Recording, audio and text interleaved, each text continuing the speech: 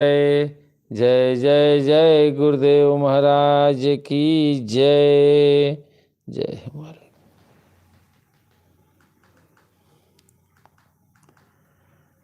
आज फिर से महाराज जी का कृपा हुआ, आप लोगों के बीच आने का मौका मिला। श्री सद्गुरु भेव नव भक्ति योगाश्रम खलवा का शिष्य मैं दुबे जी। आज भी मैं आप लोगों से निवेदन करता हूँ कि मेरे जितने भी श्रेष्ठ गुरु भाई हैं या जो मेरे बाद का दीक्षा लिए हैं, उन सभी लोगों से मैं खलवा धाम का शिष्य ये आग्रह करते हैं कि आप लोग सहयोग करें। नित्य रात्रि 9 बजे से 10 बजे तक महाराज जी का सत्संग चलता है। महाराज जी का हम लोग वंदना करते हैं, अपने माता पिता का वंदना करते हैं। उसके बाद महाराज जी की चर्चा चलती है। उसके बाद हम लोग महाराज जी का आरती करते हैं। इसलिए जो भी सत्संगी हैं सारे लोगों से निवेदन है कि आप लोग आइए कि खलवा धाम को हम लोग पूरे भारत में आगे बढ़ाएं, सारा हिंदुस्तान जाने। शिष्य का सबसे पहला धर्म होता है अपने गुरु की चर्चा करना। कंचना जी भी आ गई। चलिए, स्वामी जी की जय हो। सब लोग धीरे धीरे आ जाएंगे। सुनंदा जी भी आ गई। जय हो मालिक की। जितने हैं लोग सब लोग धीरे धीरे आएंगे और लोग भी आते रहेंगे। कहते हैं ना कि महाराज जी कहो कि हो स्टार्ट तो करो, वो मालिक में बहुत पावर बहो। इसलिए कर्म कीजिए, कर्म पर भरोसा कीजिए कि कर्म हम करेंगे, परिणाम हो जाने। कहते हैं ना, खाना आगे आया हुआ भी अगर नहीं लिखा है खाना तो नहीं मिलेगा।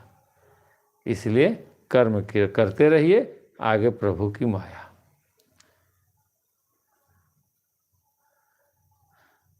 आज शायद हम 1-2 मिनट पहले आ गए, कोई बात नहीं है।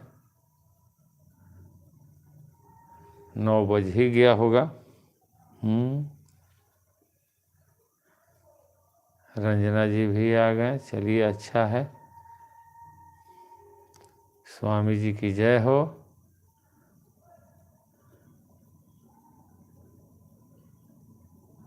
धीरे धीरे सारे लोग आएंगे।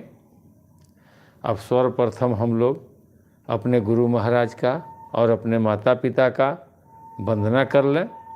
अभिमन्यु बाबू भी आ गए, तो स्टार्ट कीजिए सब लोग हाथ जोड़ करके। तमेव माता च पिता तमेव, तमेव बंधु च सखा तमेव, तमेव विद्या द्रविणं तमेव, तमेव सर्वं मम देव देव। ध्यान मूलम गुरुमूर्ति, पूजा मूलम गुरुपदम, मंत्र मूलम गुरुवाक्यम, मोक्ष मूलम गुरु कृपा। प्रेम से बोलिए स्वामी जी महाराज की जय, खलवा धाम की जय, संत समाज की जय। जय जय जय गुरुदेव महाराज की जय। चलिए, अमित बाबू भी आ गए। स्वामी जी की जय हो।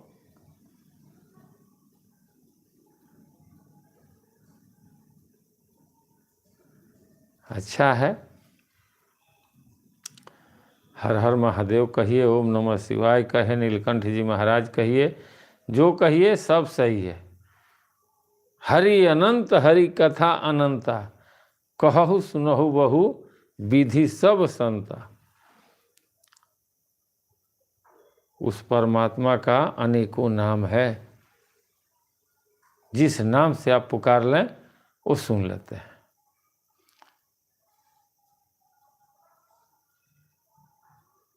है ना। द्वापर में कृष्ण भगवान का अनेकों नाम था। किसी ने उनको छलिया कहा, किसी ने उनको कपटी कहा, किसी ने उनको चोर कहा, बहुत लोग कहे। वो जहाँ जहाँ जाते थे, जिस रूप में रहते थे, वैसे नामकरण हो जाता था। लेकिन हर नाम के पीछे कुछ रहस्य था। ऐसा एक भी नाम नहीं है जिसका कोई आधार न हो। उन्होंने जैसा जैसा कर्म करते गए वैसा वैसा नामकरण होते गया। इसीलिए कहा गया है कि कर्म जैसा आप करेंगे ना, वैसा ही आप दुनिया में नजर आएंगे। लेकिन लोग आजकल के नहीं मानते हैं। लोग कहते हैं कि नहीं, ये गलत है, हम मजबूरी में ये कर्म कर रहे हैं। अरे आप मजबूरी में करें या शौक से करें, कर्म तो कर रहे हैं, चाहे जिस भाव में आप करें।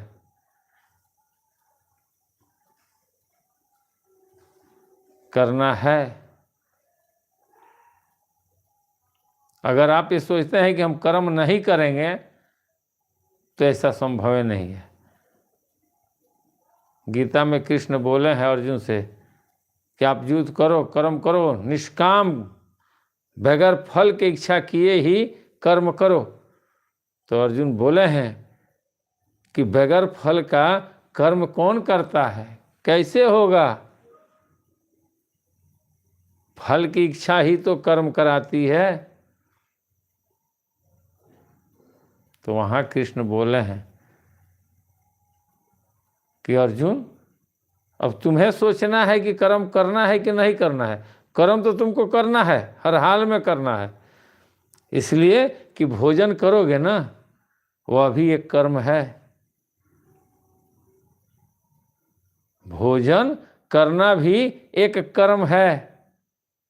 अब निर्णय तुम लो कि अगर तुम्हें ये लग रहा है कि पाप कर्म है युद्ध करना, तो तुम्हारे समझ से ये पाप कर्म है। लेकिन परमात्मा के जानने में ये तुम्हारा सत्कर्म है। इसलिए कि आने वाला समय जो है वो तुम्हें याद करेगा।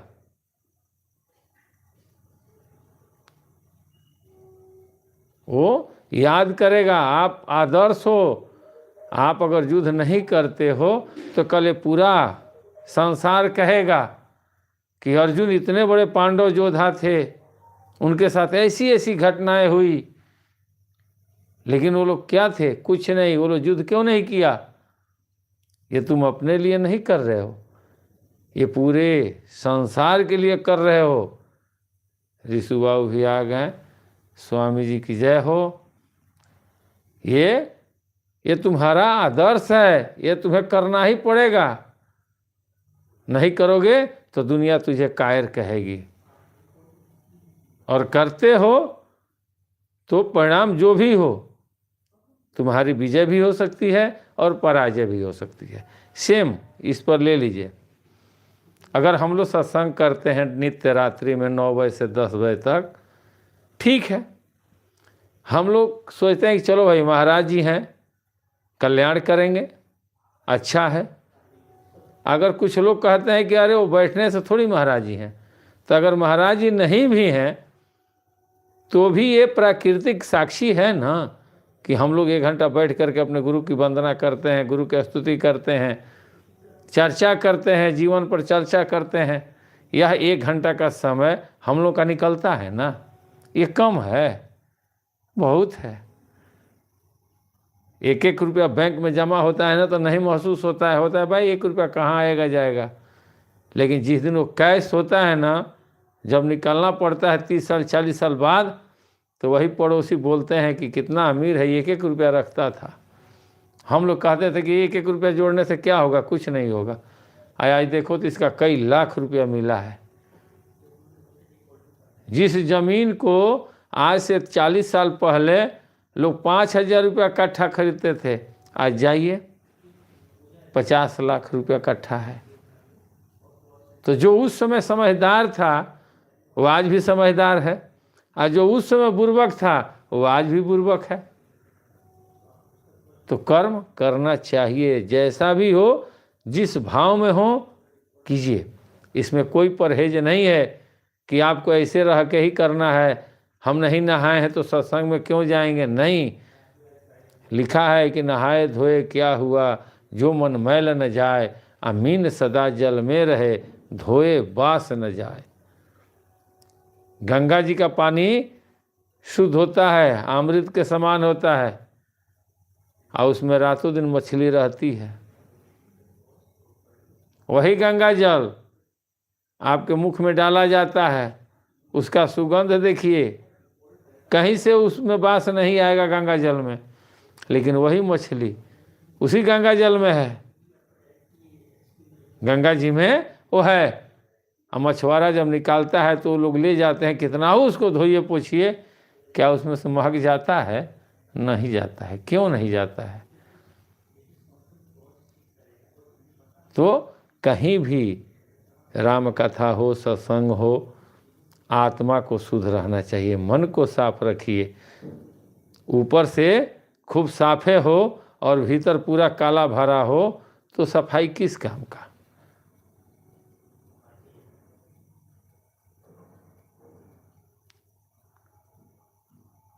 इसलिए कबीर साहब भी कहे हैं कि उजला कपड़ा पहन के पान सुपारी खाए, आ कंठ तलक सूरा भरे साधु। ऐसा है ना, साधु का निंदा होता है। तो आप जिस पोजीशन पर हैं वहाँ मर्यादा को बचाते हुए कोई आप पर उंगली न उठाए। अगर आप संत के शिष्य हैं तो अपना पहले आचरण संभालिए कि हमको कैसे चलना है, कैसे रहना है। हमारे महाराज जी कैसे रहते थे? इतना बार हम लोग गए हैं आश्रम पे, कोई कहे कि महाराज जी कभी उस तरह से रहते थे जैसे हम लोग रहते हैं। वो अपना अकेले रम रमी में रहते थे। हम लोग जाते थे तो ये आँखिया छोटा छोटा था, एकदम जैसे लगता था कि आज वो आँख। हम अयोध्या में जब गए हैं दर्शन करने राम जन्मभूमि, तो जो राम जी का प्रतिमा बना है ना स्थूल, उसमें वैसे आँख दिखाई देता था, दूर से ही महाराज जी का आँखें एकदम जैसे बुझाई कि बिचवा में से लाइट जलता है। छोटा छोटा आँख, इतना सुंदर सुंदर हम लोग देखते थे। हमने जब अयोध्या में गया आँख देखा तो हमको महाराज जी याद आ गए। वाह रे महाराज जी, यहाँ विराजमानी है। तो भाव भक्ति ये जरूरी है। अगर भाव होगा तो भक्ति होगी, जब भक्ति होगी तो शक्ति मिलेगा। जब तक भाव नहीं आएगा तब तक भक्ति नहीं होगी। भाव लाना चाहिए। भाव क्या है? भाव संस्कार होता है जो देख करके सीखा जाता है। जब हम मंदिर में जाते हैं, देखते हैं पुजारी स्नान ध्यान करके अगरबत्ती दिखा रहे हैं, तो हम भी वहाँ कल्पना करते हैं कि हमको भी नहा ही कराना चाहिए था। जो बढ़िया साफ कपड़ा पहन के, पुराना ही कपड़ा है उसको साफ सुथरा करके बढ़िया से हम पहन करके गए हैं। जब पुजारी देखे हैं कि साफ सुथरा पहने हैं तो हम पहन ही करने जाएंगे। ये सबसे ज़रूरी चीज़ है भाव। भाव होगा तो भक्ति होगी। आज हम लोग चलते हैं थोड़ा रामायण पर भी। आज देखिए गोस्वामी जी क्या कह रहे हैं। तुलसीदास जी कहते हैं, यद्यपि कवि तरस एकौ नाही, राम प्रताप प्रगट यही माही। सोई भरोस मोरे मन आवा, आ के ही न सुसंग बड़पनु पावा। कहते हैं यद्यपि मेरी रचना में कविता का एक भी रस नहीं है।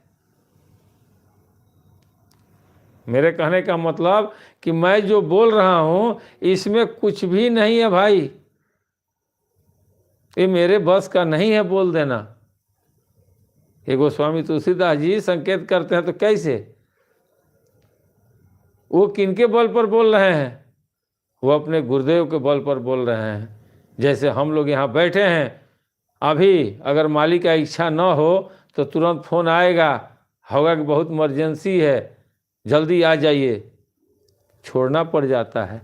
इसलिए जब गुरु के सानिध्य, गुरु पर आश्रित हो जाते हैं तो गुरु सब कुछ संभालते हैं। सेम वही चीज़ गोस्वामी तुलसीदास जी कह रहे हैं। यद्यपि मेरी इस रचना कविता में एक भी रस नहीं है, यह तथापि इसमें श्री राम जी का प्रताप प्रकट है। मेरे मन में यही एक भरोसा है, भले संग से भला किसने बड़प्पन नहीं पाया। यानी वो कह रहे हैं कि संगत अगर बढ़िया है, अगर बड़े आदमी का संगत है, जिसका सोच बड़ा है, जिसका कर्म बड़ा है, उसके साथ अगर हम जाते हैं तो हमारे अंदर भी बड़प्पन आ जाएगा। ये महाराज जी भी कहते थे कि देखबा हो संघत से गुण होला कि संघत से गुण जाला। तो जैसा संगत करेंगे वैसा गुण आएगा। ये बात महाराज जी भी कहते थे और रामायण में गोस्वामी तुलसीदास जी भी इसी वाणी को कह रहे हैं। फिर आगे क्या कहते हैं, धुमऊ तो जड़ सहज करुआई, अगरु पर संग सुगंध का बसाई, भनीति भदेश वस्तु भली भरनी, राम कथा जग मंगल करनी। अब देखिए धुआं है, धुआं आँख में लगता है तो आँख से पानी आने लगता है, लेकिन वही धुआं अगर धूप का जाता है, अगरबत्ती का जाता है तो सुगंध ले करके जाता है और वो अपना दुर्गुण जो है वो छोड़ देता है। क्यों? धुआं तो वही है, फर्क इतना ही है।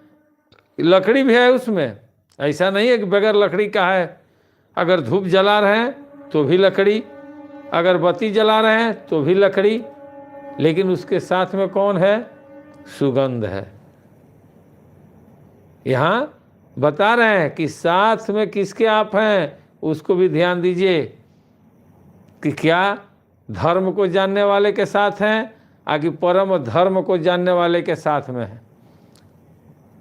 अगर धर्म के साथ जानने वाले हैं कि हाँ भाई चलो ते धर्म की स्थापना हुई है, ये सनातन से है, ये संसार तक सीमित है, लेकिन इस धर्म के साथ साथ जब आप परम धर्म में जाएंगे ना तो आपका सुगंधित वो सुगंध साथ में जाएगा।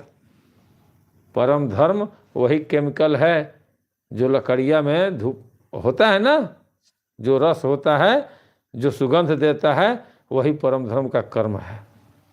गोस्वामी तुलसीदास जी सीधे बोल रहे हैं। जिस तरह से वह धुआं सुगंधित होकर आसमान में जाता है, उसी तरह से मेरी कविता अवश्य भद्दी है, परंतु इसमें जगत का कल्याण करने वाले राम कथा रूपी उत्तम वस्तु का वर्णन किया गया है।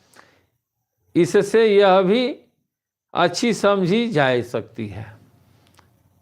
भले हमारे पास बोलने का ढंग नहीं है, हम साफ नहीं बोल पा रहे हैं, जैसे संबोधित किया जाता है, बड़े बड़े लोग वक्ता लोग हैं जो वैसे कहानी बना करके इतना हिसाब से उसी शब्द को मिलाकर कहेंगे ना कि आपके दिमाग में सोच दे चला जाएगा। आप बोलेंगे क्या बात है यार, बहुत मज़ा आ गया। तो उनको प्रैक्टिस है। और जो संत होते हैं ना, उनके पास कोई प्रैक्टिस नहीं होता है, उनके पास तपस्या होती है, उनके पास जोग होती है, जुक्ति होती है, भजन होता है। जितना समय कथावाचक शास्त्र पढ़ने में लगाते हैं, उतना देर एक संत बैठ करके ध्यान साधना में लीन रहते हैं। कर्म एक ही है, उनका अलग है, इनका अलग है। संत साधना में बैठ करके और अध्यात्म से शब्द बनाते हैं अपने अंदर, अब वाणी से अपने शिष्यों में कहते हैं, और वो शिष्य आगे चल करके एक शास्त्र लिख देते हैं कि मेरे गुरुदेव जी ने ऐसा ऐसा कहा था। और उसी शास्त्र को पढ़ के जिनके पास शिक्षा है उसको बना लेते हैं समाज के दृष्टिकोण से कि ये समाज कैसे, इसको समाज के सामने रखेंगे तो समाज इसको अच्छा समझेगा, समझा देते हैं। लेकिन संत लोग जो होते हैं, बड़े बड़े संत मत हैं ना, सदगुरु, ये लोग जो हैं, ये लोग नहीं समझा पाते, ये लोग ठेठ जानते हैं। जगह महतारी सास कबो रे बाबू हेने आओ ना कहीं है, सास कबो कहीं तो बबुआ जी हेने आई ना, लेकिन महतारी चाहे आप 50 साल हो गए हैं, वो एक बार नाम था कि बोले कहाँ बड़े रे, जल्दी आओ। क्यों? इसलिए कि वो जानती है कि ये मेरा अंश है। और सासू माँ नहीं जानती है कि मेरा अंश है, वो अपने बेटी को कभी बबनी जी कह के नहीं बुलाएंगे, इसलिए कि उनका अंश उनकी बेटी है, उनको रे ही कहकर बुलाएगी। जहाँ प्रेम होता है ना, वहाँ इसका मोल नहीं रहता है कोई जी कहता है कि हो कहता है कि रे कहता है। रे शब्द जो है ना बहुत प्रेम का है, बहुत प्रेम रहता है। और जितना हम अपने माँ से प्रेम करते हैं उतना प्रेम अपने सासू माँ से नहीं कर सकते हैं। इसलिए कि माँ माँ है, उसने जन्म दिया है। और सेम मेरी पत्नी अपनी माँ को जितना वो जानती है ना उतना मेरी माँ को नहीं समझ पाएगी। दुनिया की रीत है, ये सच्चाई है। वो सेवा करेगी, सब कुछ करेगी, हम भी करेंगे, धन दौलत सब कुछ लगा सकते हैं, लेकिन वो प्रेम नहीं हो सकता है जो एक पुत्र में एक माँ में होता है, जो एक बेटी में और एक माँ में होता है। गोस्वामी तुलसीदास जी कह रहे हैं कि जो एक शिष्य में और एक गुरु में प्रेम होता है उसको कोई नहीं काट सकता है। वो अटूट प्रेम है, वहाँ कोई मर्यादा नहीं है कि हमको कैसे बोलना है, नहीं। कोई भी गुरु खुश होते हैं ना तो ऐसे ऐसे शब्द का प्रयोग कर देंगे कि आपको बुरा लग जाएगा, हमको बुरा लग जाएगा। इसलिए को सच्चे मन के होते हैं, वो कुछ भी बोलते हैं, उनके हर वाणी में सागर समाया हुआ है। सिर्फ समझने का फेर है, समझ लेंगे तो समझदार बन जाएंगे। वही गोस्वामी तुलसीदास जी कह रहे हैं। और देखिए अब चलते हैं छंद में। बहुत अच्छी बात कहे हैं इसमें। नीलकंठ जी महाराज के शिष्य किधर गए? अनुज केसरी बाबू भी आ गए, स्वामी जी की जय हो। ये परम भक्त हैं बेचारे नीलकंठ जी महादेव के। मंगल करनी कलिमल हरणी तुलसी कथा रघुनाथ की, आ गति कूर कविता सरित की, ज्यों सरित पावन पाथ की। प्रभु सुजस संगति भनीति भली, होई ही सुजन मन भावनी। आ भव अंग भूति समान की, आ सुमिरत सुहावनी पावनी। ये छंद कहे हैं गोस्वामी तुलसीदास जी। क्या कहते हैं? गुरुदेव कहते हैं कि श्री रघुनाथ जी की कथा कल्याण करने वाली और कलयुग के पापों को हरने वाली है। श्री राम जी की कथा, किस श्री राम जी की? हमारे अंदर जो रमण कर रहे हैं ना उनकी कथा, उनकी भी कथा है। उनकी इस संसार में बहुत कथा है। जैसे बाहरी दुनिया में कथा है ना, काशी, मथुरा, वृंदावन, अयोध्या, जगन्नाथपुरी, द्वारिका जैसे है ना, वैसे ही सब धाम इस संसार में भी है भाई। इसमें भी केदारनाथ हैं, बद्रीनाथ हैं, सोमनाथ हैं, रामेश्वरम है, घृणेश्वर हैं, त्र्यंबकेश्वर हैं, भीमाशंकर हैं। इसमें भी सारे लोग हैं। वही गोस्वामी तुलसीदास जी कहते हैं, सब पापों को हरने वाली मेरी इस भद्दी कविता रूपी नदी की चाल पवित्र जल वाली नदी गंगा जी की चाल की भांति टेढ़ी है। तो टेढ़ी तो सही है, सबके समझ में नहीं आएगा। अभी भी रामायण का एक भी चौपाई, एक चौपाई ऐसा है ना कि नहीं समझ में आएगा भाई। अभी प्रथम चौपाई नहीं आएगा समझ में। और जिनको आया होगा ना वो आएंगे कमेंट बॉक्स में लिख कर देंगे। अभी भी 1100 रुपया इनाम है हमारे तरफ से, 1100 इनाम है। और देने के बाद उसका स्कैनर जो होगा ना उसका वीडियो भी डाल देंगे कि भाई दिए हैं 1100 रुपया इनाम। नहीं कोई बताएगा, इधर बताएंगे तो कोई सद्गुरु ही बताएंगे, सबके बस का नहीं है। रामायण का प्रथम चौपाई वीडियो में भी डाले हैं कि कोई बता दे तो उनको इनाम देंगे, पुरस्कार देंगे, सम्मानित करेंगे कि हाँ चलो कोई सद्गुरु के शिष्य आप हैं या आप स्वयं सद्गुरु हैं। नहीं किसको, वही बोले हैं गोस्वामी जी कि मेरी कथा थोड़ी टेढ़ी है। देखिए, मेरी कथा थोड़ी टेढ़ी है, सबके समझ में नहीं आएगा।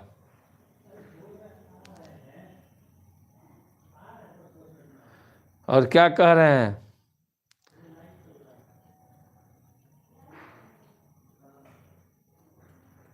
प्रभु श्री रघुनाथ जी के सुंदर यश के संग से यह कविता सुंदर तथा सज्जनों के मन को भाने वाली हो जाएगी। क्यों होगी? कि जब हम लोग बैठेंगे, विचार करेंगे, मनन करेंगे, अध्ययन करेंगे, तुरंत ये चुम्बक के जैसे पकड़ेगी कि कुछ तो है भाई, इस पर विचार करो, बाउंस मत होने दो, इधर से सुन के इधर मत निकालो, रुको। इसलिए कि उन्होंने कहा है कि ये टेढ़ी है, तो जो विचार करेंगे उनके समझ में आ जाएगा। तो वही कह रहे हैं, जिस तरह से शमशान की अपवित्र राख भी श्री महादेव जी के शरीर पर जब लगा दिया जाता है ना, तो उसका महत्व बढ़ जाता है। बढ़ता है कि नहीं?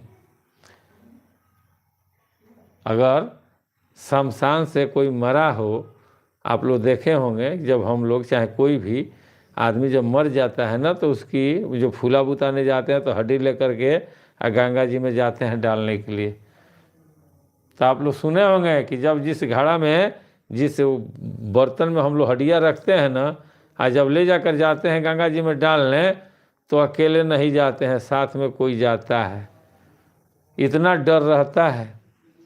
लेकिन वही शमशान का राख जब महादेव के शरीर पर लग जाता है तो उसका महत्व बढ़ जाता है। लोग कहते हैं कि महादेव का है, उठा करके लोग तिलक करते हैं। सोचिए, ऐसे अगर दिया जाए तो नहीं करेंगे। सही बात है, किसी से नहीं हुआ, क्यों? तो ऐसा पात्र नहीं है, उतना जोग नहीं करते हैं, उतना भजन नहीं करते हैं, तो हमारे लिए तो जहर है। और जब उतना करेंगे, जब उस योग्य हो जाएंगे, तो वही अमृत हो जाएगा। वही गोस्वामी तुलसीदास जी कह रहे हैं कि शमशान की अपवित्र राख भी श्री महादेव जी के अंग के संग से सुहावनी लगती है और स्मरण करते ही पवित्र करने वाली हो जाती है। स्मरण करने से, स्मरण का मतलब क्या हुआ? भजन। स्मरण कीजिए। उन्होंने स्मरण किया और हाथ में जल लिया, स्मरण करके जल को छिड़का, आँख आ गया। नौभाजी जी को, अग्रदास महाराज जी, अग्रदास जो थे ना, नौभाजी अंधे थे, लेकिन हाथ में जल लिए और जल को ऐसे पढ़ करके जब मारे उन पर, तो उनको आँख आ गया और वो लगे देखने। तब अग्रदास जी पूछे कौन हो? तो उन्होंने कहा कि अरे महाराज, हम कौन हैं? ये तो हम खुद नहीं जानते हैं कि हम कौन हैं, लेकिन हम तो आँख खोले हैं तो आप ही को देखे हैं। अब आप ही बताइए कि आप कौन हैं। जब आप जान जाएंगे कि आप कौन हैं, तो हमें भी आप जान जाएंगे। तो उस भभूत में इतनी पावर है कि जब हम भजन करेंगे ना, तो सब कुछ मिलेगा, ऊर्जा हमारे अंदर तैयार होगा। घबराना नहीं है, मिलेगा, सबको मिलेगा। जितने लोग हैं सब लोगों को मिलेगा। और जिनको अगर शक हो रहा है ना कि हो सकता है कहीं दुबे जी अरे यार समझा रहे हैं, तो उनसे कहना चाहेंगे हम कि थोड़ा पता कर लीजिए दूसरे जगह पता कीजिए कि क्या ये सच्चाई हो सकती है, ऐसा है कि नहीं है, तो सीधे बोलेंगे बाबू है, लेकिन ये बहुत दूर का चीज़ है। और जैसे ही वो जान जाएंगे कि कोई आपको बताया है तो तुरंत बोलेंगे भाई वो सब बेकार है, उससे अच्छा हम आपको बता देंगे। तब आपके समझ में आएगा कि नहीं, ये 1 घंटा खलवा धाम का शिष्य जो दुबे जी बैठाते हैं वैसे नहीं बैठाते हैं, वो स्वयं बैठते हैं तब बैठाते हैं। आपका कल्याण हो जाए, आप लोग भक्ति लाइन में प्रवेश कर जाएं, परमात्मा आप लोगों की रक्षा करने लगें, और जितना फल आप लोगों को मिलेगा ना उसमें से 1% हमको भी मिल जाएगा। भाई हम ऐसे नहीं बैठ के सत्संग कर रहे हैं, हमको भी स्वार्थ है। क्या स्वार्थ है कि आपके साथ बैठाए हैं, हम भी कर रहे हैं, आपसे भी करा रहे हैं, तो आपका प्रारब्ध हो सकता है कि हमसे अच्छा हो, आप हमसे पहले निकल जाएं। तो जब आप हमसे पहले निकलेंगे तो परमात्मा आपके बारे में जब कल्याण करने के बारे में सोचेंगे तो सोचेंगे नहीं किसने इनको भेजा है, तो महाराज जी की चर्चा आएगी। और जब महाराज जी के पास वो आपका शक्ति का मजदूरी मिलेगा तो हमको भी तो देंगे ना। LIC का हाल है भाई, LIC वाले को कितना हो गाली दीजिए, लेकिन वो बेचारा मानता नहीं। वो कहता है कि ज़िंदगी के बाद भी और ज़िंदगी के साथ भी सेम भक्ति भी ऐसी ही है। हर गुरु चाहते हैं कि इस दुनिया में कुछ लोग मेरे आदर्शों पर चल करके अपने जीवात्मा को परमात्मा में मिला लें, लेकिन संसार कहती है कि नहीं, इसकी ज़रूरत नहीं, बुढ़ापा में करेंगे। बुढ़ापा में क्या कीजिएगा, आपसे होगा नहीं होगा। सारा जीवन तो परिवार में गुजार दिए, तो बुढ़ापा कहाँ से गुजारिएगा, अकेले हार्ट अटैक कर जाएगा, मर जाइएगा। इसलिए डेली 1 घंटा करते रहिए। सारे लोगों को बैठा बैठा करके कि भाई 9 बजे तक खाना बना लो, 9 बजे से महाराज जी का सत्संग चालू होने जा रहा है, चलो सब काम छोड़ करके सारे लोग बैठो यहाँ। तो क्या फालतू सुनिएगा, चलिए फलाना का सुन लेते हैं, बाजा वाजा सब बजता है। तो बाजा सुनना है, बाजा से होगा नहीं होगा, अध्ययन करना पड़ेगा। संगीत खूब सुंदर बज रहा है, किसी को पूछ दीजिए गाना बजा करके सीख लो, वो सीख पाएगा? नहीं सीख पाएगा। और वही किताब दे दीजिए, कथा लोग गांव में कहता है, रात में बच्चे जाकर हम लोग बैठते थे और पुरानिया लोग कथा कहते थे, वो कथवा हम लोगों को याद हो जाता था। लाउड स्पीकर में बाजा बज रहा है, याद आएगा किसी को? उसके साथ धुन है, संगीत है, अनेकों ध्वनियाँ हैं, वो सुनाई देगी, कैसे होगा? इसलिए नित्य रात्रि में 1 घंटा अपने माता पिता के लिए, अपने परिवार के लिए, अपने बच्चों के लिए, अपने उस परमात्मा के लिए जिसने आपको यहाँ भेजा है, उनके लिए 1 घंटा का समय आप निकालिए। कुछ नहीं जाता है भाई। ऐसा मत सोचिए कि आप लोग वीडियो देखेंगे, वीडियो हाईलाइट हो जाएगा, यूट्यूब पर पैसा मिलेगा। तो जिस दिन आएगा ना पैसा, उस दिन सबसे पहले आप लोगों को दिखाएंगे, देखिए यूट्यूब से पैसा आया है और ये भंडारा हो रहा है, सारा लिस्ट ओपनली। उस दिन आप लोगों का सीना ऐसे होगा कि अरे हम लोग वीडियो देखे थे, यूट्यूब पर पैसा आ रहा है, बाबा का भंडारा चल रहा है। मालिक का नाम पर सीधे लिखाएगा श्री सद्गुरु भ्यो नमः, भक्ति योगा आश्रम खलवा के शिष्य दुबे जी के सौजन्य से महाभंडारा का आयोजन। उस दिन आप लोग कहेंगे कि हम लोगों ने क्या खोया क्या पाया। ऐसा नहीं है। बहुत से लोग कहते हैं अभी भी कि दुबे जी को यूट्यूब से पैसा आता है, वो पैसा कमाते हैं। आज भी कहते हैं कोई आकर साबित कर दे कि यूट्यूब मेरा अगर मोनेटाइजर हो जाए या पैसा आता हो और हम मान जाएं। हमारे ख़ानदान में ऐसे ऐसे बच्चे हैं ना, वो कहते हैं कि अगर 1000 है तो उसमें 200 मिला लीजिए, खर्चा कर दीजिए। इसलिए लिखा है, गुरु से कपट मित्र से चोरी, या हुई है निर्धन या हुई है कोढ़ी। गुरु के नाम पर धन जो खाता है ना, नाश हो जाता है। नहीं खाना चाहिए भाई। गुरु कभी नहीं कहते हैं कि आप घर द्वार छोड़कर चले आओ, वो सीधे कहते हैं कि आप भक्ति करो, घर में रह कर करो, अपने परिवार के साथ रहो। 24 घंटा में आपका परिवार 1 घंटा जरूर आपको छोड़ेगा। आप जब घर छोड़ेंगे ना तब उसको कष्ट होगा। क्यों घर छोड़ना है?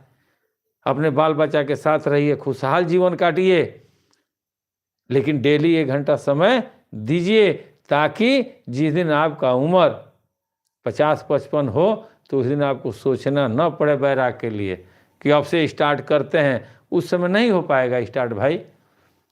अभी से 1 घंटा अगर बैठना स्टार्ट करेंगे ना डेली, तो उस दिन तक जाते जाते आप 2 घंटा, 4 घंटा, 5-5 घंटा भी ऐसे बैठ सकते हैं बिना हिले डोले।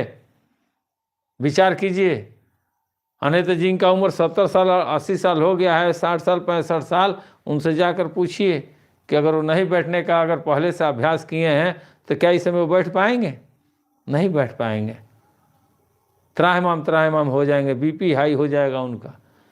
इसलिए खलवा धाम के शिष्य दुबे जी आप लोगों से निवेदन करते हैं कि नित्य 1 घंटा अपने परमपिता परमात्मा के लिए। आप यहाँ नहीं बैठना है, मत बैठिए, आप अपने घर में कहीं बैठिए, अपने इष्ट के पास बैठिए, अपने जो गुरु किए हैं उनसे सत्संग कीजिए 1 घंटा बैठ करके। अगर किसी को नहीं किए हैं तो अपने माँ बाप का फोटो है ना, उनके सामने बैठ करके हाथ जोड़ करके 1 घंटा बैठिए, उनका स्मरण कीजिए, वो स्वयं रास्ता पकड़वा देंगे। लेकिन 1 घंटा डेली निकालिए। 24 घंटा में 1 घंटा निकालना है भाई, बस। और देखिए आप में क्या परिवर्तन होता है। स्वयं आप कमेंट बॉक्स में कहेंगे कि हाँ दुबे जी हम 1 घंटा निकालते हैं, हमारे बच्चे एक भी दिन ऐसा नहीं है कि जिस दिन वो ना आकर बैठते हों। आप स्वयं कहेंगे, सबका विचार बदल जाएगा। प्रेम से बोलिए स्वामी जी महाराज की जय।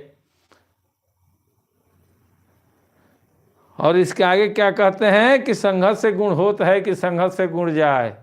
अगर अच्छा संगत होगा तो अच्छा संस्कार मिलेगा, गलत संगत होगा गलत मिलेगा। जो गलत मिलता है वो कहता है कि जब होगा तो देखेंगे। वो क्या देखेगा? वो रोएगा। वो लोग रोता है, देखता नहीं है, सब बर्बाद हो जाता है। और जो डरता है कि नहीं ये जीवन बड़ी अनमोल है, परमात्मा ने हमें यहाँ भेजा है कुछ करने के लिए, हमें कर्म करना है, हमको किसी को तकलीफ नहीं देना है, इसलिए कि पता नहीं कि कितने देर के लिए हम हैं, कितने देर के लिए वो है। तो हम क्यों किसी से अगर प्रेम नहीं कर सकते हैं तो नफरत क्यों करेंगे भाई? नहीं करेंगे नफरत, नहीं रहेंगे साथ में, हम अलग हो जाएंगे। लेकिन हम नफरत क्यों करेंगे? हो सकता है कि उसी से ज़रूरत पड़ जाए आगे चल के, तो झगड़ा करके अलग होंगे। इससे अच्छा है कि भैया राम राम राय से ही हो जाएंगे कि हम मिलने का हमारे पास ऑप्शन रहेगा। झगड़ा करके अलग होंगे कोई ऑप्शन नहीं बचेगा, राय से अलग होंगे फिर आकर मिल सकते हैं। ये जरूरी चीज़ है। अब दोहा लिखे हैं, क्या लिख रहे हैं?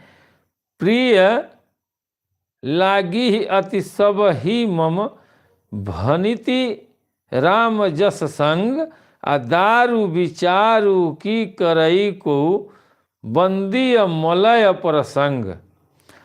श्री राम जी की यश के संग से मेरी कविता सभी को अत्यंत प्रिय लगेगी, जैसे मलय पर्वत के संग में काठ मात्र होता है ना। यहाँ भी बोले हैं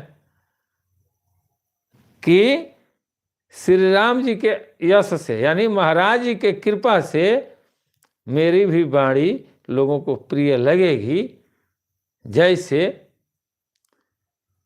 लकड़ी जो काठ है ना, वो भी संगत में पा करके ये लिख रहे हैं कि मलय पर्वत के संग से काठ मात्र चंदन बनकर वंदनीय हो जाता है।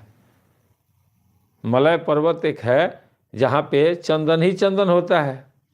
वहाँ की लकड़ियाँ भी, अगर कोई भी लकड़ी वहाँ उत्पन्न होती है, कोई भी वृक्ष होता है, तो वहाँ का इतना ना ज़्यादा सुगंध है कि वह लकड़ी चंदन हो जाती है। क्यों? संगत से।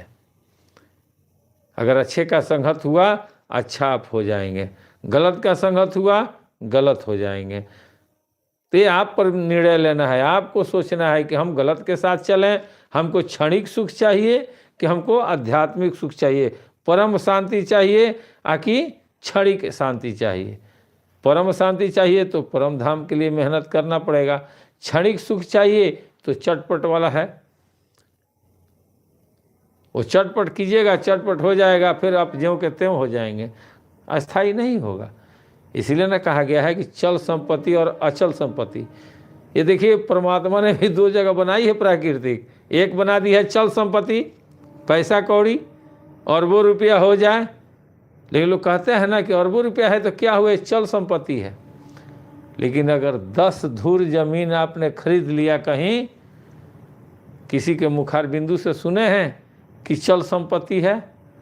सारे लोग कहते हैं कि अचल संपत्ति है, बैंक का पैसा खाली हो जाएगा, कोई अफसोस नहीं है। लेकिन ये अचल संपत्ति अगर आपके पास रहेगी ना तो आपके पास ही रहेगी, लेकिन फिर भी आपके बैंक को भरने का पावर रखती है। सेम उसी तरह से अध्यात्म है और परम धर्म है और धर्म है। सांसारिक जो प्रक्रियाएं हैं ये हम लोगों का धर्म है, यानी कि ये बैंक है, इसमें हम जैसा जमा करेंगे उतना दिन निकालेंगे। लेकिन परम धर्म हम लोग का अस्थाई संपत्ति है, वो हम लोग के साथ रहेगा। जब तक सांस रहेगी ना तब तक वो हटेगा नहीं, जब तक हम उसको नहीं हटाएंगे तब तक वो नहीं हटेगा। लेकिन बैंक में पैसा रखे हैं, एक बैग भारत सरकार बोला कि सारा रुपया नील, क्या करेंगे? देखिए लिखा है 1 करोड़ रुपया जमा किए हैं तो 5 लाख तक ही देगा, उससे ज़्यादा नहीं देगा बैंक। आपका 1 करोड़ रुपया गया, 95 लाख रुपया डूब गया, 5 लाख रुपया बैंक दे रहा है आपको। लेकिन जमीन ये उस समय उतना ही दे रहा था, आज भी उससे ज़्यादा ही देगा, कम नहीं देगा। तो भगवान नाम का धन जो है ना वो यहाँ भी चलता है वहाँ भी चलता है। सांसारिक धन समस्याएं लेकर आती है, जितनी धन बढ़ेगी उतना ही समस्या उत्पन्न होगा। लेकिन भगवान नाम का धन फक्कड़ बन के घूमते रहेंगे, लेकिन जहाँ मुखार बिंदु से निकालें कि ये फलनिया हमको 1 लाख रुपया चाहिए, वो सामने वाला तुरंत देखेगा कि बाप इनका तो चाफा है, 1 लाख क्या 5 लाख आप ले लीजिए, और वो लिखने के लिए भी नहीं बोलेगा। ये सच्चाई है भाई, ये धन है। साधु में ये धन होता है कि वो लोग भगवान नाम का धन बिटोर करके रखते हैं। उस धन की चिंता कीजिए कि वो धन हमारे पास हो जाए, कि जीवात्मा हमारी जागृत हो जाए, जीवात्मा को बल मिलने लगे, हम स्थिर होने लगे, हमारी चंचलता कम होने लगे, हमारी इंद्रियां कार्य करने लगे, अपने के लिए करें, उस जीवात्मा के लिए करें, मन एकाग्र हो जाए। मन को जितने भटकाइएगा उतना ही भटकेगा। मन को एकाग्र कीजिए, अचल में आइए, चल की चिंता छोड़िए, भगवान को याद कीजिए। संसार को याद करने से कुछ नहीं होगा, संसार को देखते रहिए, जहाँ आवश्यकता पड़ती है वहाँ खड़े हो जाइए कि हम हैं भाई, हम भी संसार का एक हिस्सा हैं। वही गोस्वामी तुलसीदास जी कह रहे हैं कि काठ मात्र चंदन बनकर वंदनीय हो जाता है, फिर क्या कोई काठ की तुच्छता का विचार करता है।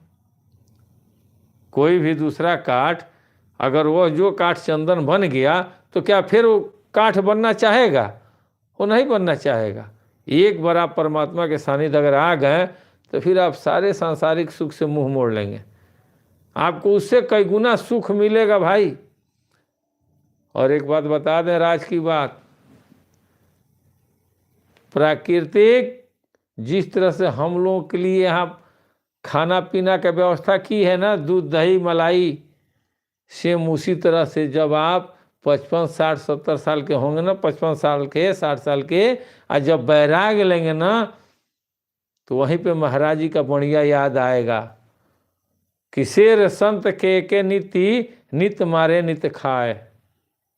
उस दिन याद आएगा जब आपके अंदर बैराग आ जाएगा। उस दिन प्राकृतिक आपके लिए खोल देगी दरवाज़ा कि तुम न सोचते थे कि मेरे पास नहीं है। किसी भी इंसान का छुआ हुआ कोई वस्तु आपको नहीं दिलवाएगी वो बोलेगी नहीं नहीं, ये महात्मा हैं, ये तो परमात्मा के सानिध्य जाना चाहते हैं, इनको हर व्यवस्था उपलब्ध कराओ। और सारी व्यवस्था उपलब्ध कराई है भाई। लेकिन वहाँ आप जाएंगे तो अब तो जिसने गया है वो देखा है। ऐसा नहीं है कि झूठ हम बोल रहे हैं कि नहीं ऐसा नहीं हो सकता है व्यवस्था। लेकिन उस चीज़ को आप जानेंगे तब तो। पहले आप पहले क्लास में नहीं जान पाए, दूसरा नहीं जान पाए, तो वो कैसे जानिएगा। और उसको जानने के लिए ज़रूरी है हम लोगों को भजन भक्ति करना, अपने गुरु के बताए हुए मार्ग पर चलना। ऐसा नहीं है कि तंत्र मंत्र नहीं होता है, सब होता है। सबका एक स्थान है, सब लोगों का एक लिमिट है।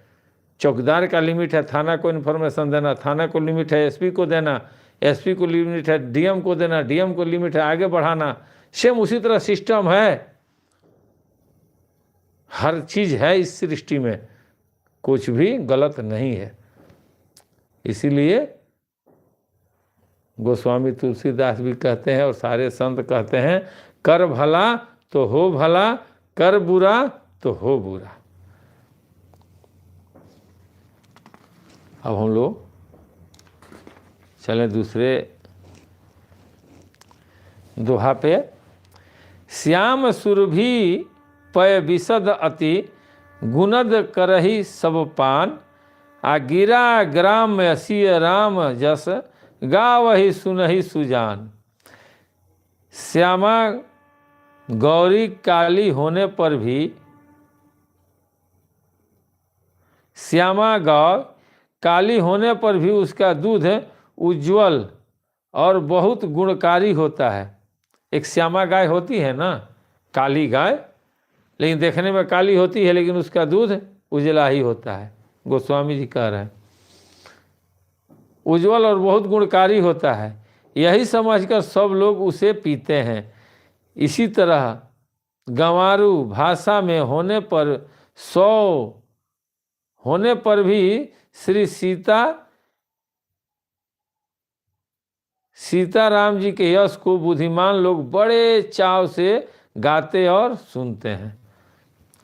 अब यहाँ देखिए, हमको ढंग नहीं है कैसे कहना है, लेकिन जो लोग समझदार हैं, जो जानकार हैं, वो इस वाणी को समझ करके, सुन करके अपने में मंथन करेंगे। और मंथन करके अब वही जब हमको समझाते हैं ना, हमारे साथ वाले हम ही को समझाते हैं कि बाबा आप जो कह रहे हैं ना, यही बतिया ना कह रहे हैं हम, हाँ ये है तो कहता नहीं। तो इसी को देखिए हम अपने कैसे अंदाज में कहते हैं। जब वो अपने अंदाज में कहते हैं तो हम खुद कहते हैं कि यार बहुत अच्छा तू कहला हो। तो लोग कहता है कि बाबा यह रोए के बा कि ये चीज़ हुआ हमनी के पहले ना मालूम रहा, और वह जब शब्दवा कनी है तब ये चीज़ अध्ययन कनी असन तो पता चल लगे एक के केगा कहे के बा। हम कहले तो तू लोग पढ़ल लिखल न बड़ा हो। तो हाँ पढ़ल मैं ऐसा नहीं सन बाबा, और वह नहीं पढ़ले तो वही जानता नहीं। हमने के जब जान जाता नहीं सन, तो अब दूसरा से कहब सन तब जाके अच्छा लगी, और वह से कहब सन तो ना समझ में आई। तो होता है वही शब्द कोई नहीं समझ पाता है, और कोई उसी को समझ करके अब बढ़िया बना करके समाज में रख देता है, लोग सुनते हैं। वही कह रहे हैं, समझ कर लोग उससे पीते हैं। इसी तरह गंवारू भाषा में होने पर भी सीताराम जी के यश को बुद्धिमान लोग बड़े चाव से गाते और सुनते हैं। फिर चौपाई क्या कह रहे हैं, मणि माणिक मुक्ता छवि जैसी, अहि गिरी गज सिर सोह न तैसी, नृप किरीट तरुणी तनुपाई, लह सकल शोभा अधिकाई। मणि माणिक और मोती की जैसे सुंदर छवि है, वह सांप पर्वत और हाथी के मस्तक पर वैसी शोभा नहीं पाती। राजा के मुकुट और नवयुवती स्त्री के शरीर को पाकर ही ये सब अधिक शोभा को प्राप्त होते हैं। गोस्वामी तुलसीदास जी कह रहे हैं, मणि मणिक और मोती, वो जब किसी नारी के ऊपर इतना गहना जब सजाया जाता है ना, तो वह नारी अति सुंदर दिखती हैं। क्यों? तो उनका वो श्रृंगार है। सेम उसी तरह से जो व्यक्ति उस परमात्मा को जानना चाहते हैं, जो अपने जीवात्मा को जागरूक करना चाहते हैं, उनके लिए यह शोभनीय है। जब ये चीज़ उनके अंदर आएगा ना, तो जिस तरह एक नारी शोभा देती है समाज में, पूरे गहने से सज धज कर जब वो निकलती है तो लोग देखते हैं तो कहते हैं क्या, जैसे लग रहा है कि सरस्वती हैं, जैसे लग रहा है कि आदिशक्ति जगदम्बा एकदम श्रृंगार करके निकली हैं। उसी तरह से जब ये वाणी रूपी, जब शास्त्र का जो अध्ययन करते हैं, जो संत के शरण में रहते हैं, उनका जो स्वरूप होता है, तो लोग देखकर कहते हैं कि धन्य है गुरुदेव, आप जैसा महात्मा हमको मिल जाए तो हमारा जीवन धन्य हो जाए। तो सबकी शोभा कुछ न किसी वस्तु से होती है।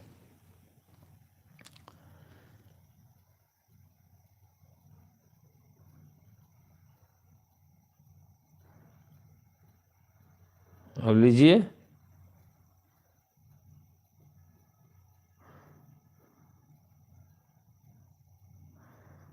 देखिए कहाँ गए,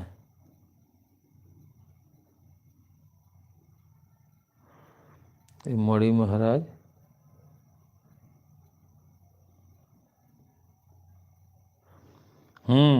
आ गए।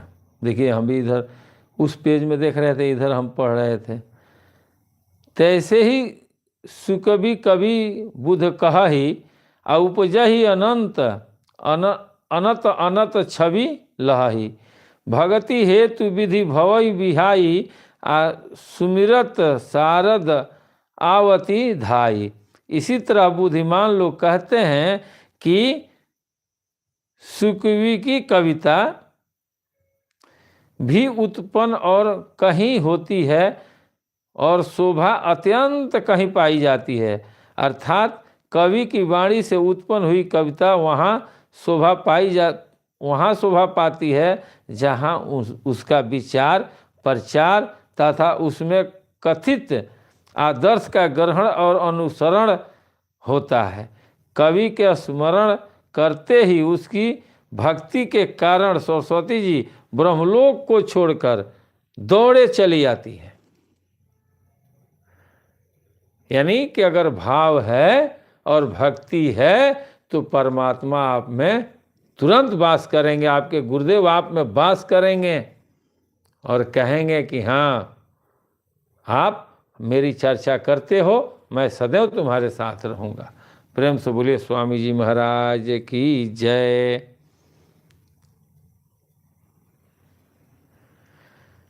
यही है गोस्वामी तुलसीदास जी बहुत अच्छा तरह से कहे हैं, सबको समझाए हैं,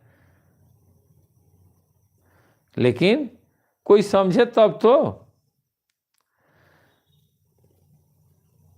रामचरित सरबिनु अनहवाए, सो श्रम जाई न कोटि उपाय। कवि कोविद अस हृदय विचारी, गावही हरि जस कली मन मलहारी। सरस्वती जी की दौड़े आने को वह थकावट रामचरित रूपी सरोवर में उन्हें नहलाए बिना दूसरे करोड़ों उपायों से भी दूर नहीं होती। अब देख लीजिए यहाँ क्या कह रहे हैं,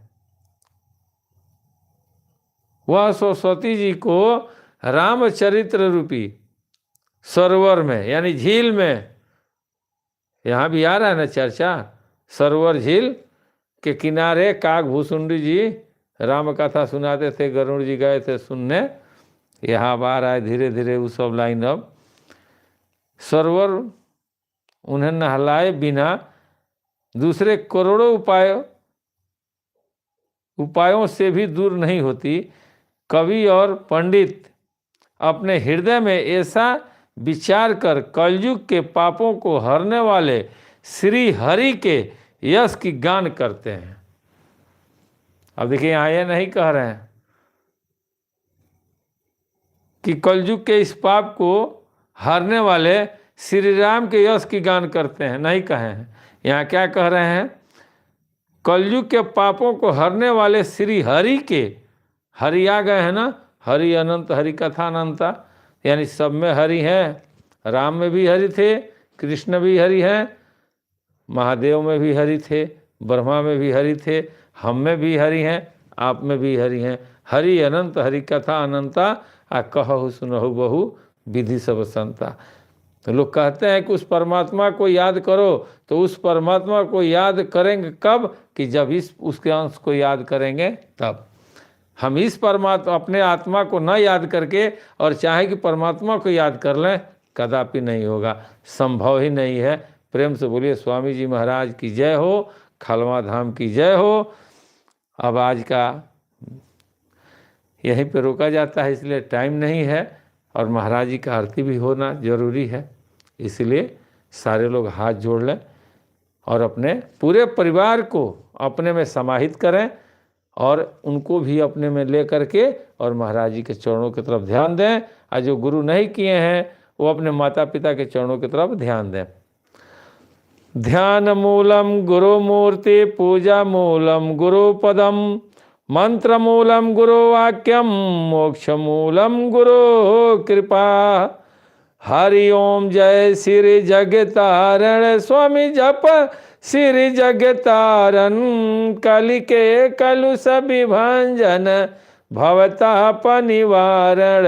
हरि ओम जय श्री जगतारण, तारण कारण आए जगत में, स्वामी संत रूप धर लेना। हो मोरे स्वामी संत रूप धर लेना, करी कृपा मुझ पति तन पर, हठ दर्शन दीना।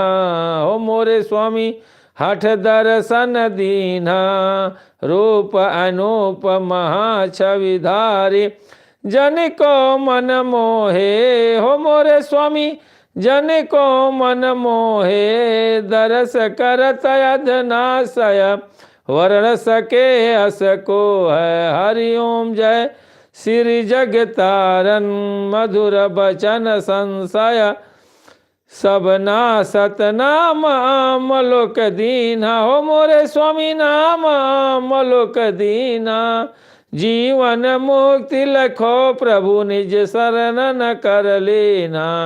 हरि ओम जय श्री जगतारण, कोटि न कर्म हरत एक क्षण में, जो कोई सन्मुख आवे। हो मोरे स्वामी जो कोई सन्मुख आवे, ब्रह्मानंद मगन मन अजर अमर पद पावे।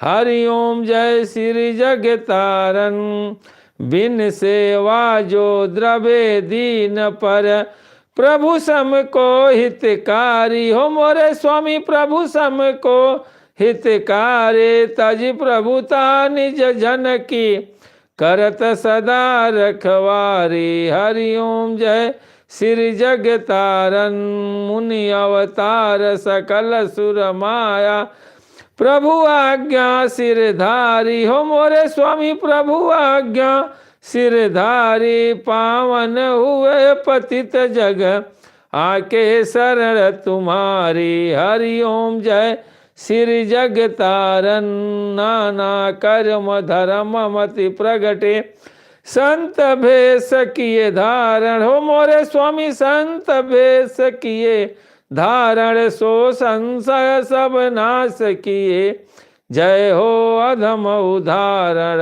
हरि ओम जय श्री जगतारण, नाम तत्व और शब्द सनातन, गुरु जी को ही जाने। हो मोरे स्वामी गुरु जी को ही जाने, गुरु बिना और न दूजा हितकारी, कहु मानो। हरि ओम जय श्री जगतारण, आरत हर पतित पावन कहे, संत निगम धारे। हो मोरे स्वामी संत निगम धारे, असरण शरण दया निधि, की हो महिमा धारी। हरि ओम जय श्री जगतारण, सगुण ब्रह्मानादि सनातन, श्री सदगुरु जी के। हो मोरे स्वामी श्री सदगुरु जी के, आरती करत पतित रखहु लाज निज मन की। हरि ओम जय श्री जगतारण, हरि ओम जप श्री जगतारण, स्वामी जप श्री जगतारण, कलिके कलुष विभंजन भवताप निवारण। हरि ओम जय श्री जगतारण। तमेव माता च पिता तमेव बंधो च सखा तमेव विद्या द्रविणं तमेव सर्वं मम देव देवा। प्रेम से बोलिए स्वामी जी महाराज की जय, खलवा धाम की जय, संत समाज की जय। जय जय जय गुरुदेव महाराज की जय। जय मालिक।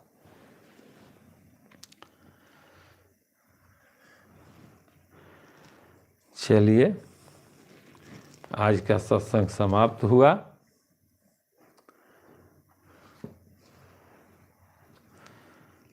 अब